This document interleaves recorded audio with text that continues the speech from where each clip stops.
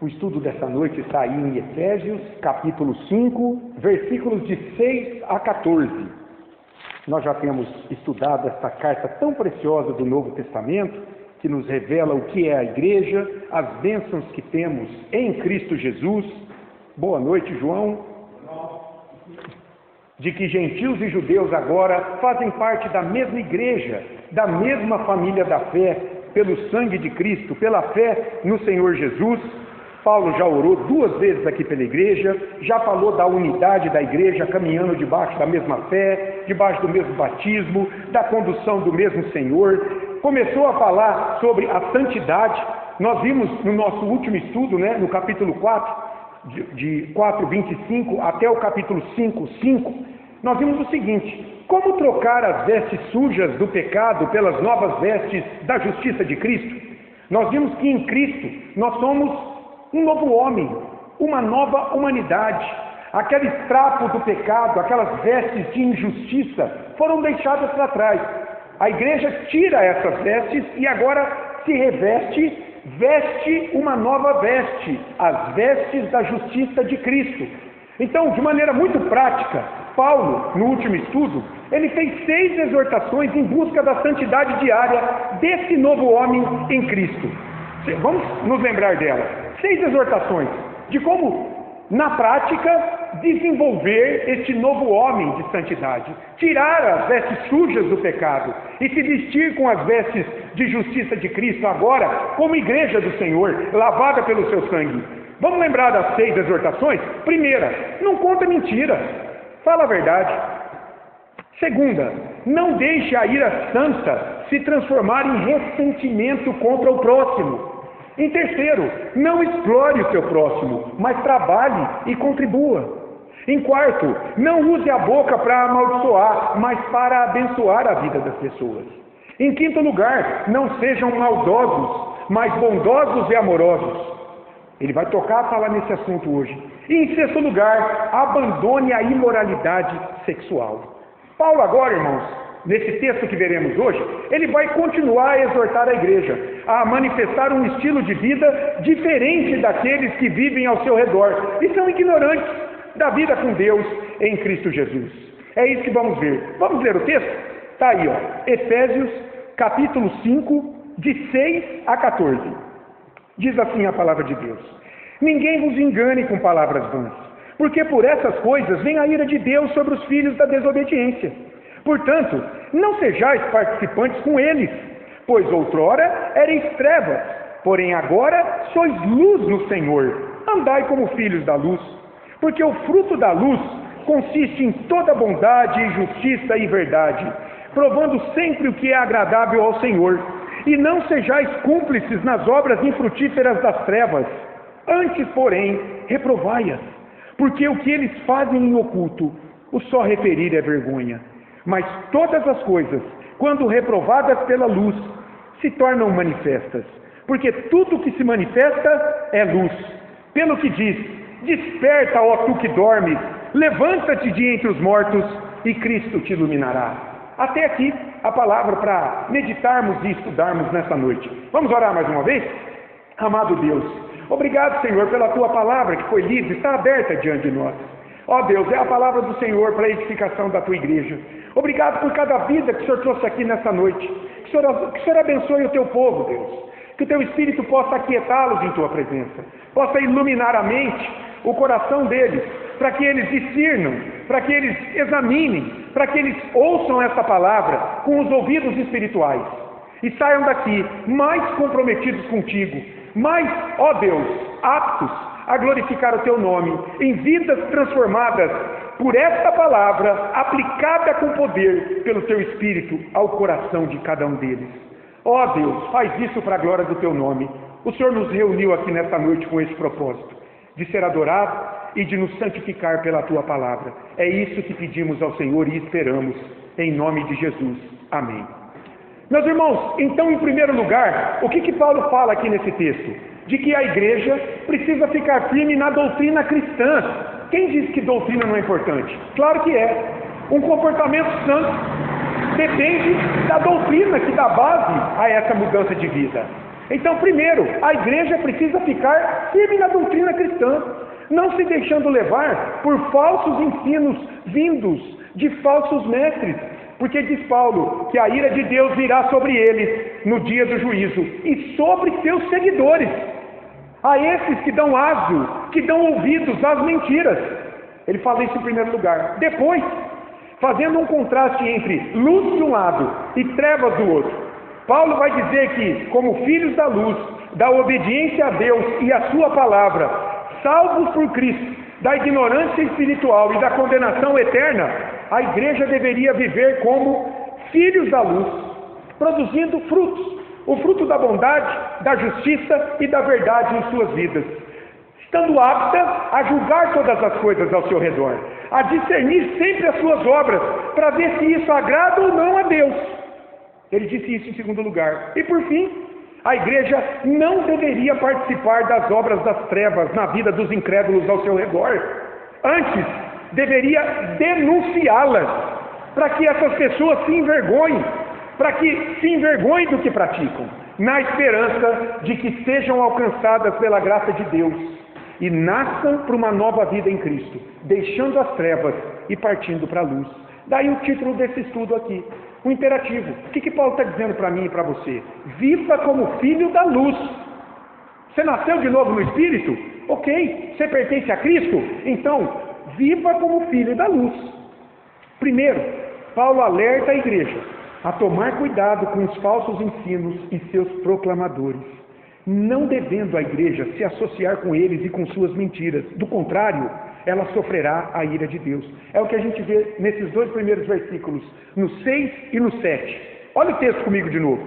Ninguém vos engane com palavras vãs, porque por essas coisas vem a ira de Deus sobre os filhos da desobediência.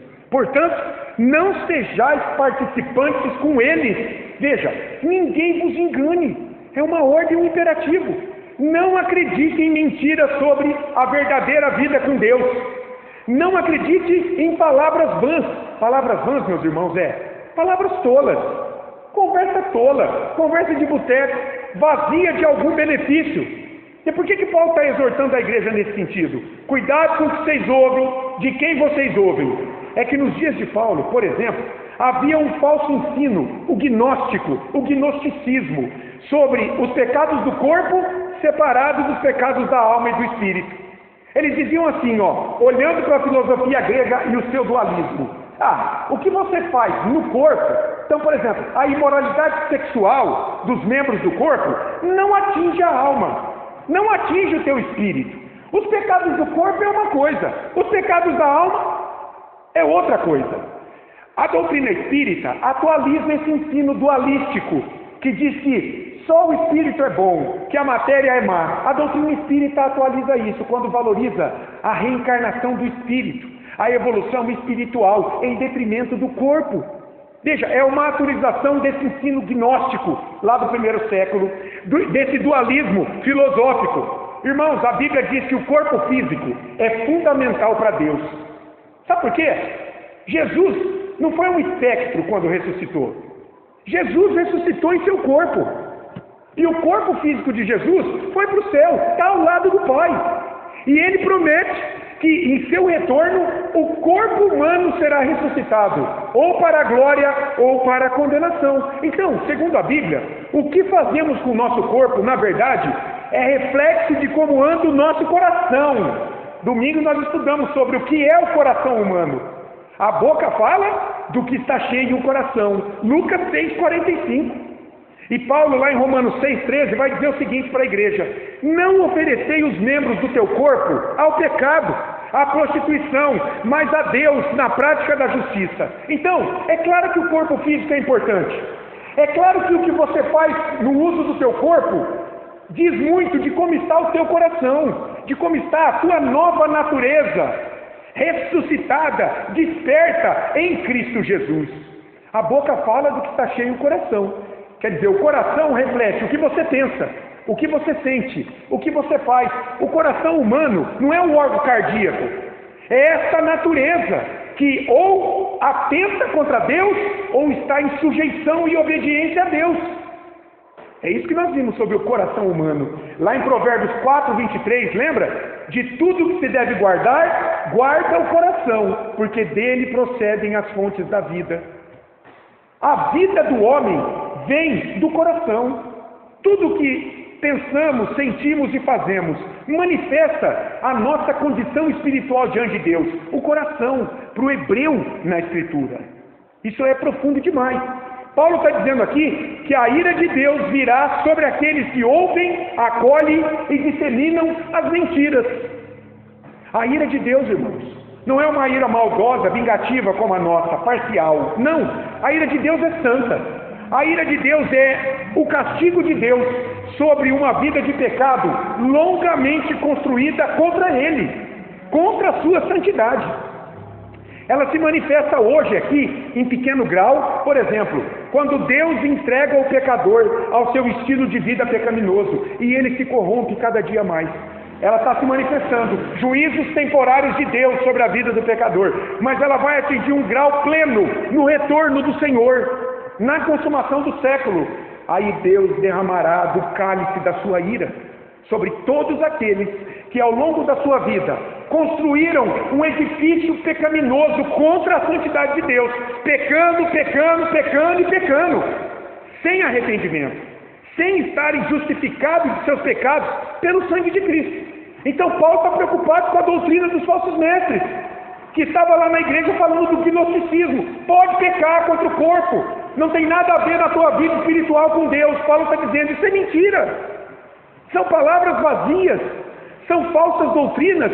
E essas falsas doutrinas, Paulo diz aí no versículo 6, é típico dos filhos da desobediência. Olha aí versículo 6. Porque por essas coisas vem a ira de Deus sobre os filhos da desobediência. Quem são eles? Os filhos da desobediência. Desobediência a quem? Ele já falou isso, né? Nós já vimos lá no capítulo 2, de 1 a 3. Vale a pena ler de novo. Lá no capítulo 2, versículos de 1 a 3, olha quem são os filhos da desobediência. Ele vos deu vida, estando vós mortos nos vossos delitos e pecados, nos quais andastes outrora, no outro tempo, antes de conhecer o Evangelho. Agora, como é que andava esse povo? Segundo o curso deste mundo, segundo o príncipe da potestade do ar, do espírito que agora atua nos filhos da desobediência. A gente viu que esse espírito é o próprio diabo, Satanás. E ainda, entre os quais também todos nós andamos outrora, segundo as inclinações da nossa carne, ó o coração, fazendo a vontade da carne e dos pensamentos. E éramos por natureza, desde o nascimento, filhos da ira, como também os demais. Esses são os filhos da ira, filhos da desobediência. Olha agora o capítulo 4, de 17 a 19. Vamos ver mais algumas características desses filhos da desobediência. Olha o que Paulo fala. As pessoas são assim, irmãos. Efésios 4, de 17 a 19. Isto, portanto, digo e no Senhor testifico, que não mais andeis como também andam os gentios, na vaidade dos seus próprios pensamentos, no vazio, na loucura, obscurecidos de entendimento. Não tem entendimento de Deus, alheios à vida de Deus por causa da ignorância em que vivem, falta de conhecimento de Deus, da sua palavra, pela dureza do seu coração. Estão ouvindo, mas não se arrependem, não querem conhecer, não querem mudar. Os quais, tendo se tornado insensíveis, se entregaram à dissolução para com avidez cometerem toda sorte de impureza. A palavra impureza é porneia, qualquer tipo de imoralidade. Aqui, mais voltado para a imoralidade sexual. Esses são os filhos da desobediência. São os filhos da ira. Eu sempre gosto da ilustração da cera e do barro. Veja, irmãos, você lança o mesmo sol sobre cera e sobre barro, acontecem coisas diferentes. O mesmo sol vai amolecer a cera. De outro lado, vai deixar o barro mais duro ainda. A cera e o barro são dois modelos de corações humanos, que diante do sol da justiça, que é Jesus, diante do anúncio do Evangelho, adotam duas posturas completamente opostas. Um coração se derrama, se derrete, se curva diante da soberania e do senhorio de Cristo. obedecendo, buscando servi-lo, se alegrando nele e pertencer ao Senhor. E o outro fica mais duro ainda. Não foi eleito para ser salvo, não foi chamado para acolher o Evangelho. Vai ficar mais resistente ainda, vai continuar a sua vida na ignorância de Deus, de uma vida com Deus. E por que Paulo está falando isso aqui? Porque conhecer a doutrina cristã bíblica, irmão, é fundamental para ter o coração amolecido, para ser luz e andar na luz, sendo filho da obediência, alguém que vai fugir das obras das trevas. Olha o versículo 7. Portanto, não sejais participantes com eles, com as obras deles, com os filhos da desobediência. Agora veja bem, isso não significa se isolar do mundo. Então agora eu não posso mais andar ao lado de incrédulo, eu não posso mais trabalhar com incrédulo, eu não posso mais estudar com eles, eu não posso. Não, Paulo não está dizendo isso. Não é para ir para um mosteiro, não é para ir para uma caverna no deserto e viver como um eremita, não. É não assumir um estilo de vida mundano. É isso que significa não ser participante com ele. Jesus mesmo orou ao Pai, lá em João 17, para que Deus não tirasse do mundo seus discípulos, mas os guardasse do mal, os guardasse das obras das trevas, de assumir um estilo onde a prática de obras que Deus condena seja uma constante, seja um hábito e não um acidente. Por quê? Porque Jesus disse, seus discípulos não pertenciam mais ao mundo, como ele não pertence. Mas veja, eles seriam agora luz do mundo, e luz do mundo por estarem unidos a ele. Meus irmãos, isso aqui é interessante. O cristão está no mundo para ser luz do mundo. O cristão foi chamado das trevas do pecado para ser luz do mundo, porque unido a Cristo, é isso que ele passou a ser, luz. E sendo luz, Paulo diz, ele deve produzir o fruto do Espírito na sua vida. Lá em Gálatas 5, 22, 23, olha o fruto do Espírito: amor, alegria, paz, longanimidade, benignidade, bondade, fidelidade, mansidão, domínio próprio, que Paulo resume no versículo 9, trazendo bondade, justiça e verdade. Então olha, não é sair do mundo, não ser participante com ele na hora das trevas, não é sair do mundo, viver isolado em casa, não se relacionar com incrédulos, não é isso. É não assumir um estilo pecaminoso de vida dessas pessoas, ou assumir um estilo pecaminoso, isso deve ficar fora. Então, em primeiro lugar, Paulo vai dizer à igreja para ter cuidado com aquilo que ela acredita em termos de doutrina sadia vinda de Deus para a sua santificação, exortando-a a não assumir um estilo de vida mundano, sem compromisso com Cristo, com sua palavra. E muitos poderiam pensar assim: escuta, pastor, mas é possível alguém viver no mundo e não se contaminar com ele? Pessoas pensam isso. Como? Eu tenho colegas no trabalho que não prestam. Eu tenho que ficar com esses caras o tempo todo. Como que eu não vou me contaminar com eles? É possível viver ao lado deles e não me contaminar com eles? Paulo vai dizer que sim. Sabe por quê?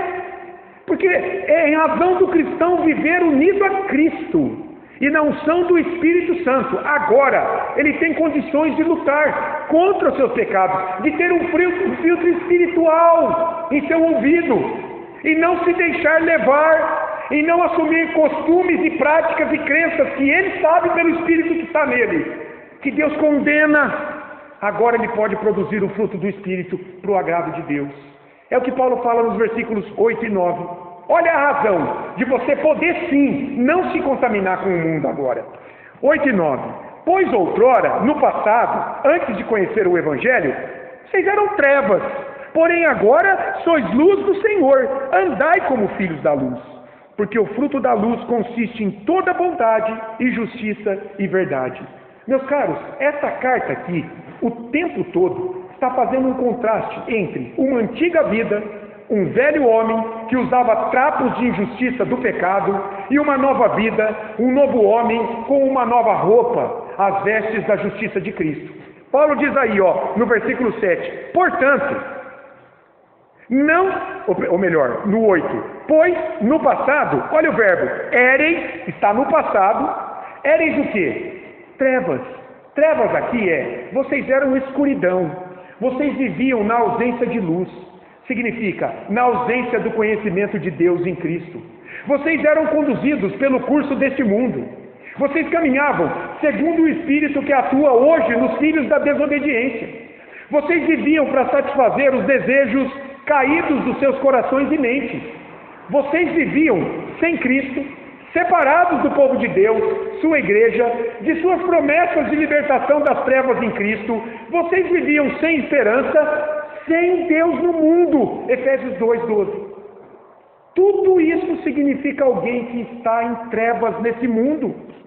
É assim que vocês viviam, Paulo está dizendo. Mas e agora? Agora vocês são, olha aí, luz no Senhor. Essa expressão é importante. Primeiro, o verbo ser aí, vocês são, está indicando um estado. Vocês são algo no Senhor, por estar unidos ao Senhor. E lá em Mateus 5,14, olha o que diz Jesus: vós sois a luz do mundo. Jesus falou para os discípulos. Agora em João 8,12, ele diz assim: eu sou a luz do mundo. Não, peraí, Jesus, há contradição aqui ou não? Entenderam? Lá em Mateus 5,14, vós sois a luz do mundo. Em João 8,12, eu sou a luz do mundo. Quem é a luz do mundo? É Jesus ou é os discípulos? Como conciliar essas afirmações? Aí, Patrícia, se Jesus é a luz, irmão, e se alguém está unido espiritualmente a Ele, então passou a ser luz nele. Essa pessoa não só reflete a luz de Cristo diante do mundo, como os astros refletem a luz do sol, porque eles não têm luz em si mesmos. Mas eles mesmos, os discípulos, porque unidos a Jesus, que é a luz, eles passam a ser a luz para o mundo.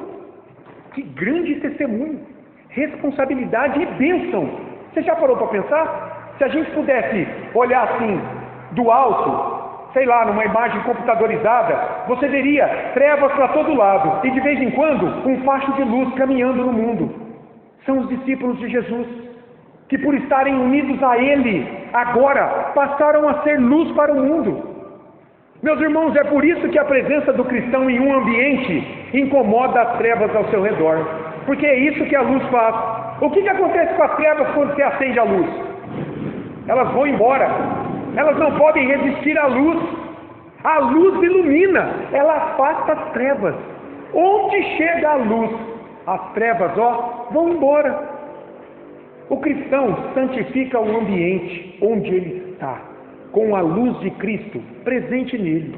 As pessoas se incomodam, elas vigiam as palavras, o comportamento quando tem um crente por perto. Você já percebeu? Comigo aconteceu várias vezes. Está lá uma rodinha, está todo mundo rindo, falando, dando risada. Você chega perto, para. Por quê? Porque é para você não ouvir. Provavelmente é porque aquilo que eles estavam falando, intencionando fazer, pensando, é algo ofensivo a valores, é algo ofensivo a Deus, e o homem sabe disso. E se você tem compromisso com Deus e é firme no teu compromisso, você vai incomodar. Você não vai querer expor aquelas obras das trevas à luz que está em você. Não porque você é bom, mas porque você está unido a Jesus Cristo. Você foi desperto. É por isso, meu irmão, que crente que gosta de pecar é uma contradição de termos. Eu não disse que peca, eu disse que gosta de pecar, que não luta contra o seu pecado. É uma contradição de termos. É uma vida vivida na incoerência, porque aquele que nasceu de novo foi transportado do império das trevas para o reino do amor do Filho de Deus, Colossenses 1,13, ele passou a ser luz no Senhor. Então agora, ele tem que ser coerente no estilo de vida dele. Ele deve andar, viver, ter um estilo de vida refletindo raios dessa luz. No caso, Paulo vai falar no versículo 9, bondade, justiça e verdade, que vem de Cristo, que pertence ao caráter de Cristo, que o Espírito Santo está formando na vida desse pecador agora que está unido a Cristo. Então vamos pensar sobre esses substantivos aí, abstratos. Primeiro, a bondade. O que é a bondade? A bondade é caridade. O que mais? O que é a bondade na vida de um cristão? Serviço. A bondade, irmãos, é tudo isso e também é a gentileza, é a generosidade, é buscar a excelência moral diante dos homens, é o fazer para o outro aquilo que você quer receber, é a regra ética do comportamento. Jesus ensinou no Sermão do Monte, lá em Mateus 7,12, é empatia pelo que sofre e estender a mão a ele, é ser gentil no trato com as pessoas, é não constranger ninguém, é não humilhar ninguém, é pregar em amor e conduzi-las a Cristo. Isso é a bondade, diante de todo aquele que sofre ao nosso redor. Filho da desobediência em trevas, não é para dar paulada nele, é para pregar, é para amar, é para abraçar, é para conduzi-lo a Cristo. E a justiça? O que é a justiça?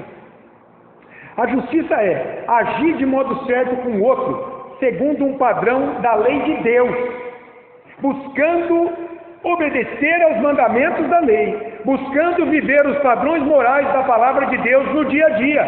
Não é ser perfeito, não é ser impecável, isso nós não conseguimos porque o pecado ainda está em nós, mas é se esforçar para lutar contra a cobiça, contra o falso testemunho, contra a preguiça, contra o roubo, contra o adultério dos olhos, contra a lascívia, contra a desobediência às autoridades. É lutar contra isso que Deus condena nos mandamentos, para que isso seja uma verdade em nossas vidas. Isso é a justiça, é buscar viver cada dia mais o padrão dos mandamentos, não para ser salvo, mas como resposta, como um testemunho de que eu sou diferente, porque eu fui alcançado pela graça de Deus, quando eu fui unido em Cristo, e Ele me ressuscitou dos mortos. Isso é a justiça. E a verdade? A verdade, irmãos, aqui na vida de um crente, de um cristão, é alguém que é confiável por viver uma vida íntegra, transparente, honesta, segundo o que normalmente se espera. Por exemplo, se você toma dinheiro emprestado numa emergência para alguém, o que se espera que você faça depois? Que você devolva. Se espera que você não engane as pessoas mentindo para elas para obter benefício próprio. E por aí vai. Isso aqui é a verdade. É alguém olhar para você e saber que você é alguém em quem ela pode confiar. Você é transparente, você é íntegro. Você não é um na igreja e um durante a semana. Você é a mesma pessoa. Você trata a tua família biológica com o mesmo amor que você trata e é tratado na tua família da fé. Você não faz distinções. Então, olha só, você já se perguntou se você é alguém confiável para as pessoas? As pessoas confiam em você? No que você fala, no que você faz, no que você pensa? Para implementar, irmão, esse estilo de vida aqui, é preciso julgar tudo ao nosso redor, justamente para separar aquilo que agrada e o que não agrada a Deus. Olha o versículo 10. Provando sempre o que é agradável ao Senhor. Esse verbo provando aí está no particípio. O particípio no grego é um verbo que denota um andar diário, uma ação em movimento. Quer dizer, o tempo todo, esse que reflete bondade, justiça e verdade em sua vida, ele deve examinar, ele deve testar para aprovar ou não algo ao seu redor, se está de acordo ou não com Deus, com a lei de Deus. Ele deve julgar todas as coisas ao seu redor, na sua vida, na vida das pessoas, na cultura, para chegar a uma conclusão. Bom, isso aqui, aos olhos de Deus, é aprovado ou não? Eu posso assumir ou eu devo rejeitar? E aqui há um tema interessante na Bíblia, o tema do julgamento. Eu já ouvi muita gente dizer o seguinte: pastor não se deve julgar em nenhuma ocasião. Todo julgamento é condenável. É mentira. Há dois tipos de julgamento na Bíblia. Um que é condenado, o julgamento hipócrita. Lá em Mateus, no Sermão do Monte, Mateus 7, de 1 a 5, Jesus diz assim, condenando aqueles que faziam determinadas coisas, mas censuravam os outros que faziam também. Jesus diz, escuta, você está vendo o cisco no olho do teu irmão e não está vendo a trave no teu, rapaz? Tira a primeira trave do teu olho, porque você está pecando pior do que aquele que você está condenando. Esse é o julgamento hipócrita. É aquele julgamento em que você condena o outro cometendo o mesmo pecado, e às vezes faz até pior. Esse julgamento é errado, mas tem outro que não é. Outro julgamento não, ele é louvável e necessário para a santificação diária, ao, por exemplo, rejeitar em si e ao seu redor tudo que Deus condena. Olha só, como saber se uma doutrina é falsa ou verdadeira, se não julgando-a à luz da Escritura? Como é que você vai saber? Paulo está falando aqui para a igreja: não dê ouvido a qualquer mentira que te contarem. Cheque isso, se está de acordo com o que eu preguei a vocês quando vim aqui pregar o Evangelho. Será que o gnosticismo é bíblico? Será que o dualismo da filosofia grega é bíblico? Claro que não. São mentiras. Agora, para você saber isso, você vai ter que julgar essas doutrinas. Outra coisa, como saber se alguém vive em temor a Deus, senão julgando suas obras à luz da Escritura? Não é tacar pedra na pessoa, mas a natureza da árvore é conhecida pelos frutos que ela produz. Como é que eu vou saber se alguém quer compromisso com Cristo ou não, se essa pessoa produz frutos que Deus condena? É claro que eu preciso exercer um julgamento, uma avaliação. O julgamento não é pejorativo, irmão. O termo julgamento aqui não é julgar para condenar, é julgar para valorar, para avaliar qual o grau de compromisso dessa pessoa com Deus. Para isso eu preciso olhar para o que ela produz, para o que ela fala, para o que ela pensa. Então alguém está aqui na igreja e vive num bordel. Então alguém diz que tem compromisso com Cristo, mas tem mais amigos no boteco do que na igreja. Então alguém tem compromisso com a igreja, mas se furta de sustentar financeiramente, moralmente e espiritualmente em oração a vida da igreja. Que tipo de crente é esse? Claro que eu preciso avaliar, eu preciso exercer um julgamento sobre essa vida. Então, meu irmão, em nosso relacionamento com o mundo em trevas, claro, é preciso julgar tudo ao nosso redor. Observar, valorar, analisar, para ver se Deus aprova ou não o que temos visto, ouvido e realizado em nossa vida e na vida das pessoas ao nosso redor. E o texto termina aqui, a última porção dos versículos 11 a 14, com Paulo voltando a dizer o que ele disse no versículo 7, que a igreja, primeiro, não deveria participar, andar de mãos dadas com as obras das trevas, na vida dos incrédulos ao seu redor. Pelo contrário, deveria denunciá-las, reprová-las, censurá-las. Para quê? Para que se envergonhem os que as praticam, na esperança de que eles sejam alcançados pela graça de Deus, nasçam para uma nova vida em Cristo, deixando as trevas e partindo para a luz. Olha o versículo 11 comigo. E não sejais, olha outro imperativo, uma ordem, cúmplices nas obras infrutíferas das trevas.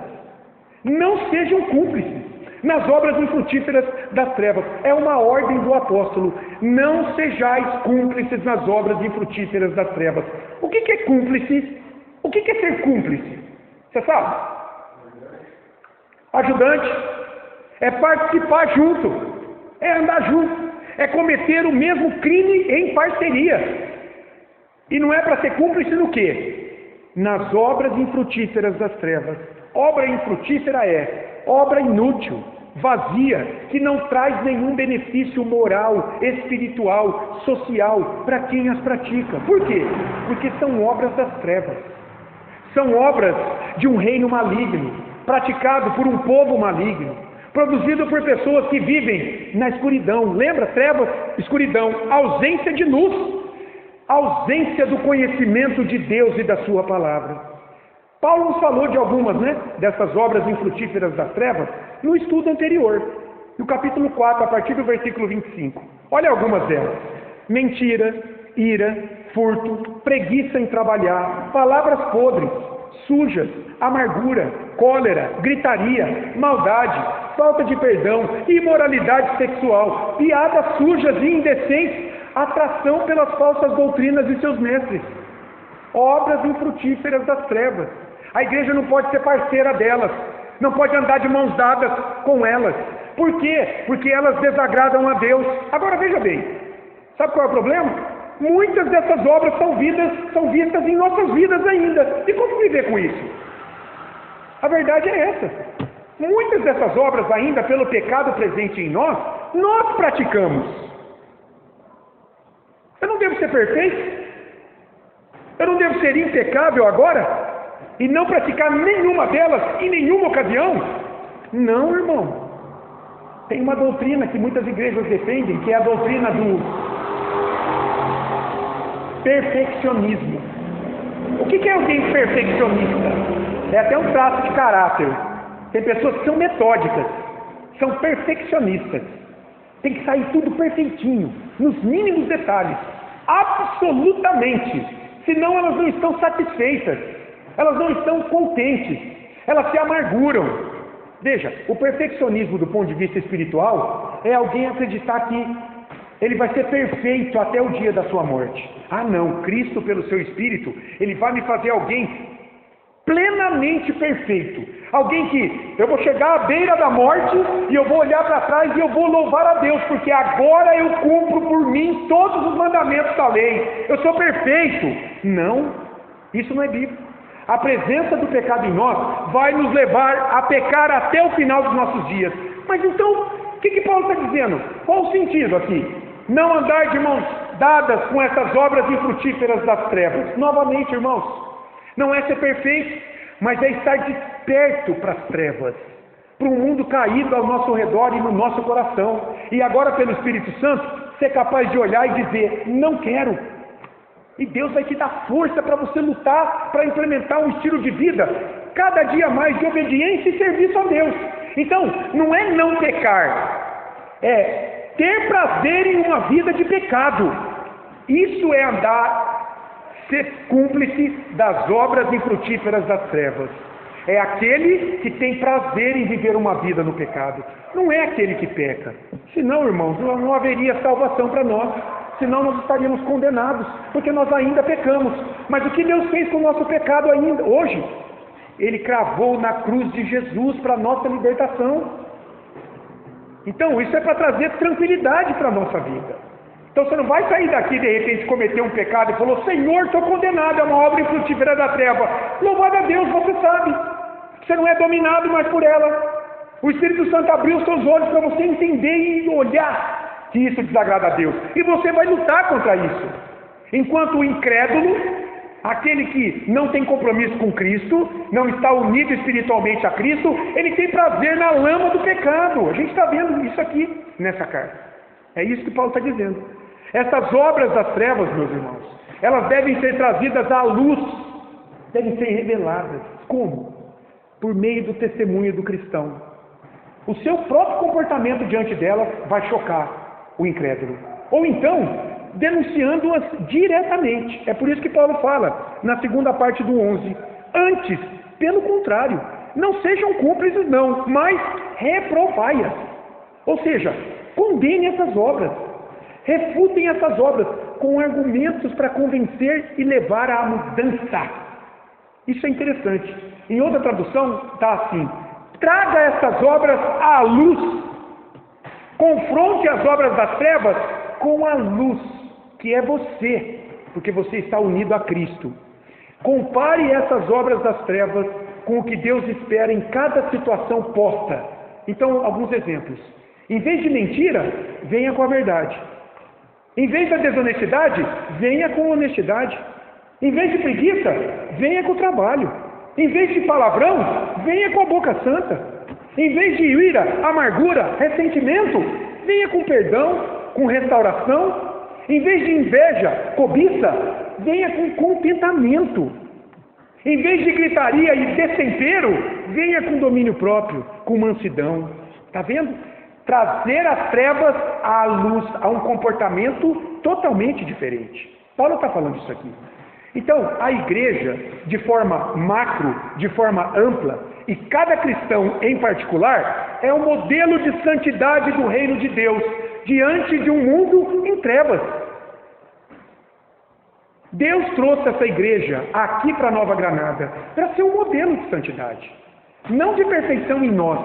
Lembre-se sempre disso, não é o perfeccionismo, mas para que as trevas sejam confrontadas diante da luz do Evangelho que aqui é pregado e tem que ser visto na vida de vocês, na vida de vocês. É aí que Deus Ele vai confrontar as obras das trevas.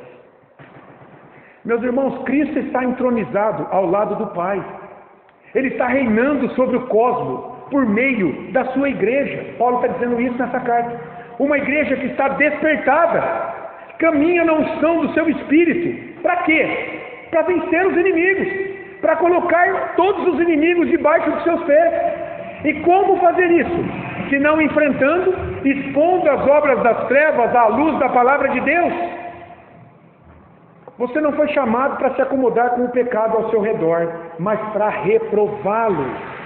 Agora veja, é uma reprova em amor, em mansidão, com boa doutrina bíblica, sem ofender ninguém, sem humilhar ninguém, sem constranger, sem construir muros com aquele que você está censurando. Muitos cristãos são ágeis para condenar o ímpio, mas são lerdos para evangelizá-lo. Deve ser o inverso.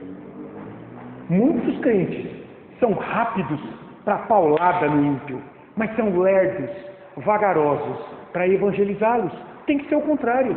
Você tem que ser ágil para conduzi-lo a Cristo. E você tem que ser demorado, lerdo, para constrangê-lo, para humilhá-lo, para tratá-lo sem amor. Isso não. Mas veja, o pecado nessa vida deve ser denunciado. A obra das trevas nessa vida deve ser denunciada. Porque Paulo vai dizer que o pecado é sempre muito mais profundo do que ele aparenta ser. Olha o versículo 12. Porque o que eles fazem em oculto, o só referir é vergonha. Eu pensei em alguns exemplos aqui. Entenderam o que Paulo disse aqui? Porque o que essas pessoas tramam em oculto, o dizer com palavras já é vergonhoso. Você imagina, olha só, no oculto do coração humano, um padrasto tramando a morte do enteado de apenas 1 aninho por ciúmes da esposa com o pai da criança? Isso acontece. Ou uma mulher fazendo um bolo envenenado e matando várias pessoas da mesma família, como aconteceu recentemente. Não sei se vocês viram essa notícia. Teve um problema lá, o desentendimento da sogra com a nora, fez um bolo, encheu de veneno, matou um monte de gente. Palavras sobre, olha só, ou a adolescente tramando a morte dos pais para ficar com a herança. Palavras sobre essas atrocidades já seriam demais. Mas onde é que está a cura para todo esse mal? Está em se calar diante dele? Lutar para que ele não seja descoberto? Ou revelá-lo para ser tratado? Aí que está. Trazer a obra das trevas à luz, para ser tratado. Paulo diz no versículo 13 que é preciso lançar luz sobre essas trevas. Olha o versículo 13. Mas todas as coisas, quando reprovadas pela luz, todas as coisas as obras das trevas, quando reprovadas pela luz, se tornam manifestas, conhecidas. Porque tudo que se manifesta é luz. Veja, esse é um texto difícil aqui. Há uma dificuldade grande por meio dos estudiosos na interpretação desse texto. Mas parece que o apóstolo Paulo, ele está dizendo aqui que quando o pecado é exposto, o que acontece? Há uma oportunidade para arrependimento e conversão a Deus. Porque é lançada luz na escuridão.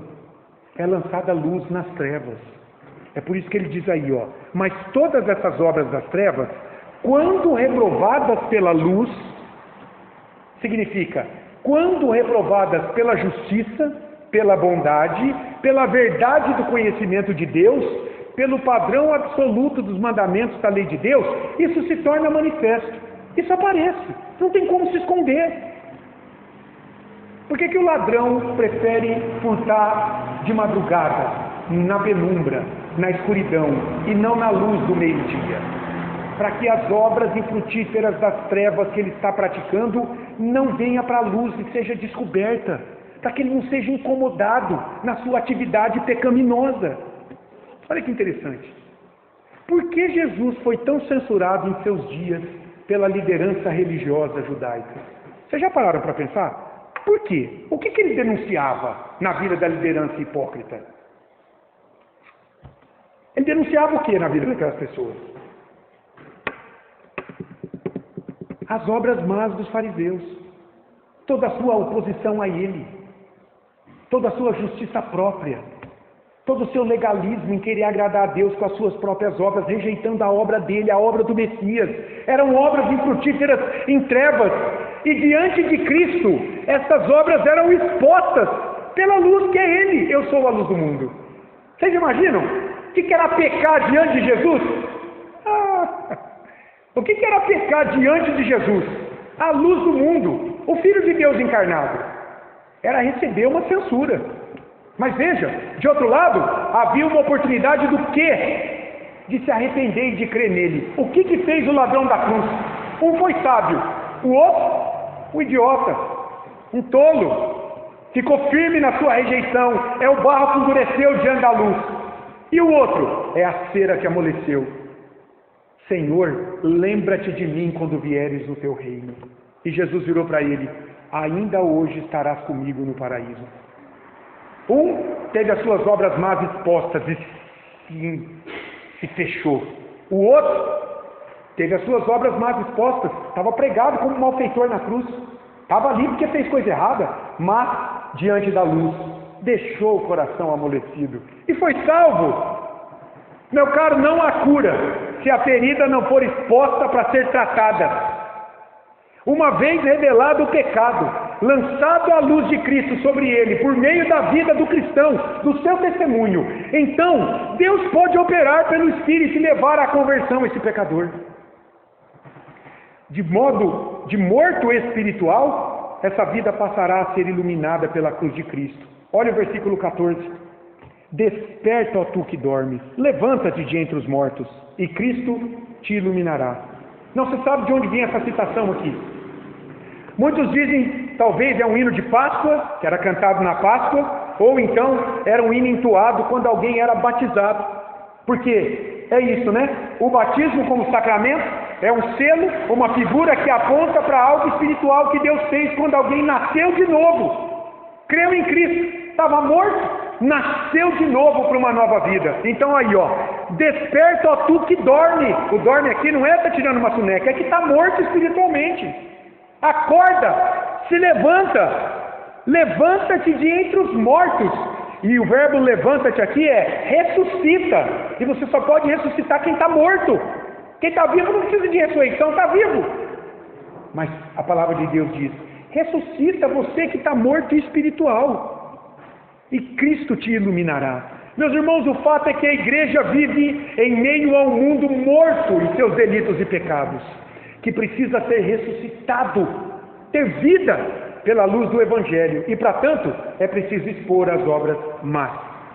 A igreja existe, inclusive aqui em Nova Granada, para denunciar o pecado e não para tolerá-lo sem arrependimento em suas fileiras, em seus bancos. Por isso que tem disciplina, e a disciplina é uma bênção na vida dos irmãos. Porque se você é membro e está assumindo uma vida pecaminosa, em amor, eu vou te chamar, eu vou te exortar, e eu vou te dizer que você está tomando um caminho perigoso. Você está assumindo um estilo de vida mundano, está te afastando de Cristo, das bênçãos de Cristo. Você só vai colher frutos amargos em tua vida. Arrependa-te e volta-te. Arrependa-te, Cristo te iluminará. Percebe? Que bênção que é pertencer à igreja? Você vai ser cuidado na tua vida. Deus vai aprimorar, vai aprumar os teus caminhos, segundo a vontade dEle. Você vai ser amado aqui, você vai ser abraçado, você vai ser acolhido. Você não vai encontrar esse amor e essa compreensão no mundo caído. No mundo, você vai ser usado, você vai ser explorado pelas pessoas, para que elas atendam o interesse delas, usando a tua vida. Aqui não. Aqui Deus te ama. Mas para isso, como um pai que ama um filho, ele precisa às vezes puxar a tua orelha, porque ele quer o teu bem. Ele quer ver você nos caminhos dele. Que lições a gente tira desse texto aqui, meus irmãos? Tem várias, né? Vamos pensar em alguma delas? Primeiro, pensando aí nesse versículo 6, ninguém vos engane com palavras vãs. Cuidado com o que você lê, o que você ouve, o que você vê nas redes sociais. Cuidado. Cuidado com ensinos que minimizam o pecado, que relativizam a palavra de Deus e a obra de Cristo como suficiente para a tua salvação. Cuidado com profetisas, cuidado com pastoras, que Deus não aprova na sua palavra. Cuidado com novas profecias, cuidado com profetadas, cuidado com revelações de sonhos, de sentimento, coisas que afastam você da única e suficiente palavra que pode te libertar, porque te conduz a Cristo, que é a luz do mundo. Então, cuidado com falso ensino. Hoje a gente vai para a internet e tem pregação de tudo quanto é tipo. Cuidado com aquilo que você tem ouvido. Use um filtro espiritual. Como? Compare tudo que você vê, lê e ouve com a palavra de Deus. Está de acordo com a palavra? Ok. Está me levando para longe dela? Fora. Não vem da parte de Deus. Cuidado com isso, com falsa doutrina. Em segundo lugar, pensando no versículo 7, né? Não sejais participantes do pecado com aqueles que não conhecem a Deus. Evite ambientes, práticas e amizades que te estimulam a pecar. Meu caro, se você está lutando contra a bebida, você vai para o boteco, numa reunião de amigos? Se você está lutando contra a pornografia, você vai ficar vendo no celular pornografia. Como é que você vai vencer isso? Se você está lutando contra um vício, você vai se entregar a ele, você vai andar com amigos que têm o mesmo vício, que estão te levando ao vício. Seja inteligente. Não se misture com pessoas, com atitudes que desagradam a Deus, mesmo que sejam populares. Porque quem falou que a verdade está com a maioria? Vamos parar para pensar um pouco? Muita gente diz assim: a voz do povo é a voz de Deus.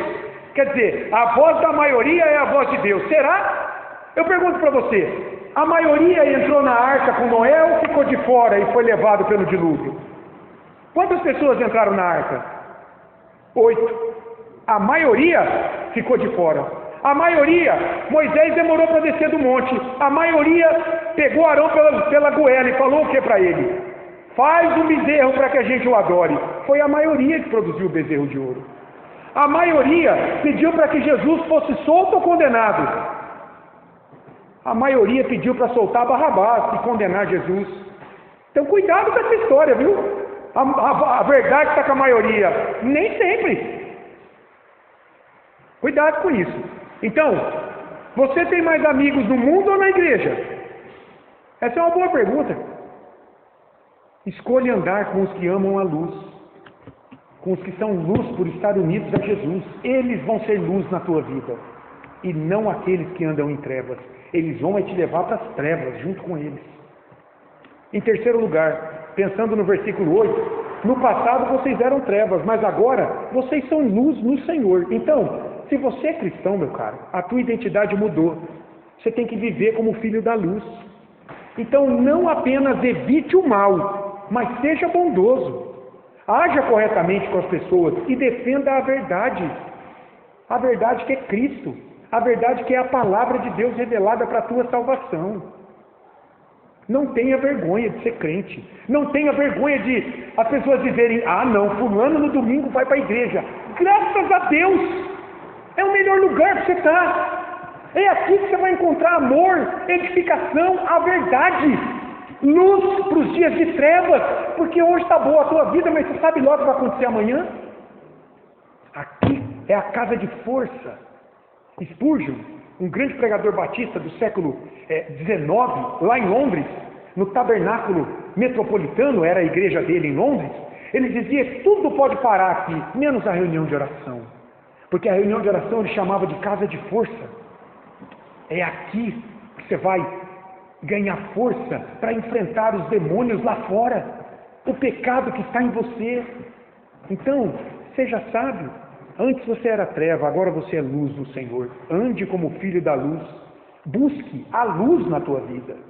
Em quarto lugar, versículo 10, né? Examinando, provando o que é agradável ao Senhor. Teste os seus pensamentos, tuas palavras, tuas atitudes, elas agradam a Deus? Tem que examinar. Tem que ver se isso aí que você continua fazendo agrada a Deus. Não viva no automático. Discernimento espiritual diário sobre aquilo que pensamos, sentimos e fazemos. É crucial, é fundamental para o crescimento em santidade. Não viva no automático. Sabe o que é viver no automático?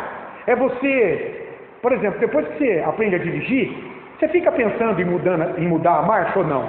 Ninguém pensa mais em mudar a marcha. Você entra no carro e daqui a pouco você está na sua casa. Aí você olha para trás e fala assim, uau, às vezes eu nem prestei atenção no caminho, de tão acostumado que eu estou. Mas eu já cheguei. E como eu cheguei? Eu fiquei mudando as marchas, mas eu nem pensei na mudança de marcha. Cuidado com a vida no automático. Uma vida sem reflexão, sem discernimento do que você faz. Cuidado com isso. É preciso discernir, valorizar agora se o que você está fazendo, o caminho que você está seguindo, Deus aprova ou não. E ainda, em quinto lugar, não seja cúmplice dos pecados e dos pecadores. Posicione-se contra o pecado. Denuncie o pecado com sabedoria e amor. Vamos ver alguns modos da gente ser cúmplice de pecado e de pecadores, parceiros deles. Por exemplo, eu pedi ajuda para a inteligência artificial aqui. Olha só, cinco modos da gente ser cúmplice dos pecados e dos pecadores. Primeiro, acobertar um erro intencionalmente, para não se expor ou para não ser censurado pelo grupo. Então, para você se proteger de ser visto como careta no grupo, você não denuncia um pecado, você fica quieto. Você está sendo cúmplice do pecado. Em segundo lugar, se divertir com o pecado dos outros. Fofocar sobre a vida alheia. Você viu como fulano engordou? Ele faz academia, mas não tem jeito, é o efeito sanfona. Amanhã emagrece um pouquinho, mas depois engorda 3 vezes mais.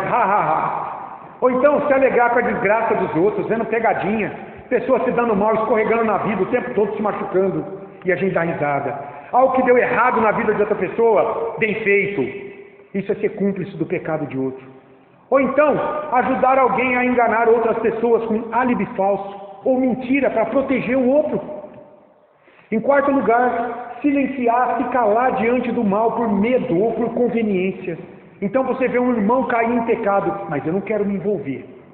Não vou me envolver com isso, ele que se lasque. Você está sendo cúmplice de uma vida de pecado.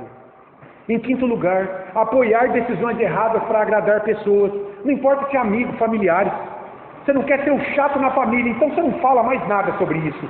Você está sendo cúmplice de pecado. Veja, é preciso sabedoria para enfrentar o pecado.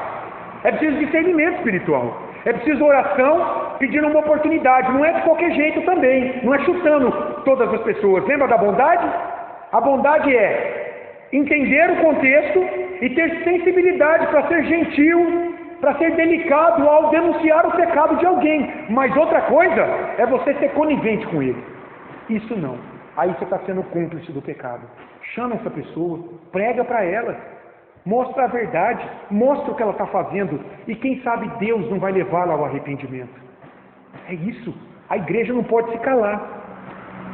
Sexto lugar, olhando para o versículo 13, mas todas as coisas se tornam manifestas pela luz. A gente já falou sobre isso. A presença do cristão deve expor o pecado, não o esconder. Viva com tal integridade que as trevas se revelem apenas pela tua presença no lugar. As trevas se revelam. Então você tem que viver com integridade. As pessoas têm que saber quem você é, que você tem compromisso com Cristo, que você luta contra o mal. E por fim, desperta, ó tu que dormes. Muitos estão espiritualmente adormecidos, mortos ao nosso redor. Meus irmãos, o mundo está de costa para Deus. A gente não pode ser ingênuo quanto a isso. As pessoas odeiam Deus, odeiam a igreja verdadeira. Elas não querem pensar que a sua vida está errada diante de Deus. Elas não querem aceitar que existe um Deus bondoso, que tem uma lei que deve ser obedecida. Porque se elas tiverem que aceitar isso, elas vão ter que repensar nas suas escolhas. E elas vão ter que mudar. E elas não querem sair da lama do seu pecado. Então a gente não pode ser ingênuo. Nós estamos no meio de mortos, de uma multidão de pessoas que estão mortas espiritualmente. São zumbis espirituais. Sabe um zumbi de filme, de ficção? Um zumbi é alguém que você olha por fora e me parece vivo, mas ele está morto. O homem sem Cristo é assim. Você olha por fora, ele está andando, ele está rindo, tendo vida, trabalhando, pensando, gerindo a sua vida, mas espiritualmente ele é um cadáver diante de Deus. Então, a igreja é chamada para ser luz no meio dessa geração. Eu e você, a partir da nossa vida. Você, em sua integridade cristã, deve ser um instrumento eficaz nas mãos de Deus, na unção do seu Espírito, para revelar a feiura do pecado na vida dos que estão ao teu redor, com amor, com paciência, com domínio próprio, sem se contaminar com a corrupção deles, esperando que Deus faça um milagre na vida das pessoas. Os ressuscite, os levante dos mortos e os leve para os braços de Cristo. Que bênção, meus irmãos, o estudo dessa noite. Viva como filho da luz, no meio de filhos das trevas. É possível isso, porque estamos unidos à luz do mundo, a Jesus. Só por isso é possível. Alguém quer fazer algum comentário? Pode falar, Laís. Fala alto, Laís, para sair no áudio. A ideia é que nunca vai ser uma coisa muito branda, repetitiva, que a vida nada para ver. Por exemplo, quando você reprova, as obras não diz. Agora, tem uma coisa que eu não quero, para nem ficar o papo para falar hoje. Sim. No momento certo, a oração foi no momento certo. Sim. E porque, na verdade, a não ser que seja o momento certo, a oração e a oportunidade do tempo certo, sempre vai ocorrer uma desavença, um desgosto, uma contrariedade.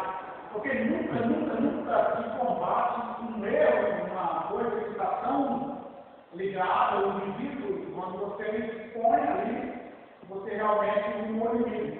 Sim. Então há uma necessidade de oração, dedicação, atenção e tempo para que isso seja todo. Isso mesmo. E aí esperar que Deus faz alguma coisa, mas aí não ia mais virar.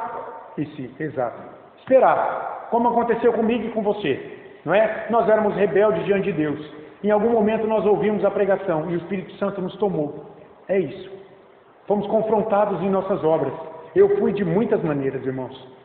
Qualquer dia eu vou dar o meu testemunho aqui para vocês. Fui de muitas maneiras confrontado em minhas obras infrutíferas das trevas. E em tudo isso, era uma oportunidade para Deus tomar o meu coração. Não é? Então Deus fez isso conosco e a gente é chamado, é convocado por Deus para ser esse testemunho de luz em um mundo de trevas também. A não se misturar, mas é ser sal e luz, não é? Porque nós estamos unidos à luz que é Cristo. Amém?